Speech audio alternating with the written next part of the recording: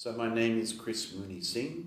The last two publications of poetry that I've created are The Bearded Chameleon, which is a book of poems set in India. But today's poems are from my earlier collection called The Laughing Buddha Cab Company, here basically set in Singapore. I've got other chapbooks and joint anthology publications from Australia, but these are the two publications that have come out from Singapore.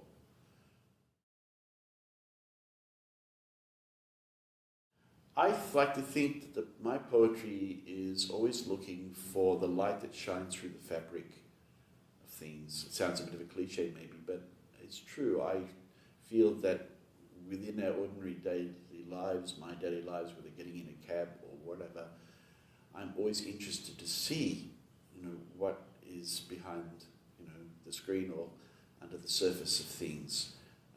And I guess I'm talking about things that are meaningful, perhaps philosophical.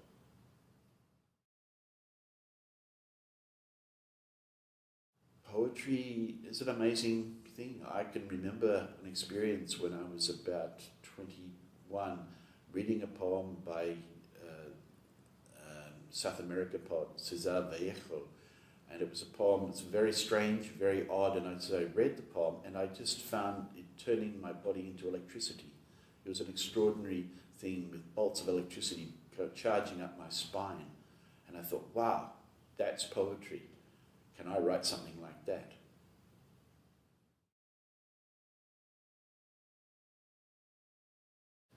Get in my cab and go for a drive. I do write a lot about cabs because I take a lot of them here in the city of cabs. It's called the city of orchids perhaps, but I think of it as more of the city of taxis. Why are taxis interesting? First of all, you're going on a short journey from point A to point B inside a bubble of experience with somebody who's interesting. I find the lives of taxi drivers informative, philosophical, banal, angry, happy. The whole range of gamut of experiences I've found happening inside taxi cabs. And so I try to make my poems match to those sorts of experiences and see, hopefully, something beneath the surface. Like, for example, the last poem that I read, The Laughing Buddha, was based on a true experience coming back from a poetry slam that I ran way back at the Zouk nightclub in 2005, I believe. And this gentleman's cab, when I got inside it, was like a temple. He had every kind of doodah hanging from everywhere.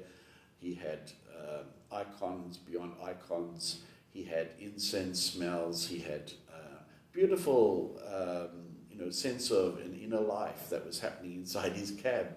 He drove only during the night shift, an old guy, and I was fascinated to find what a gem of a life going on in sort of urban Singapore.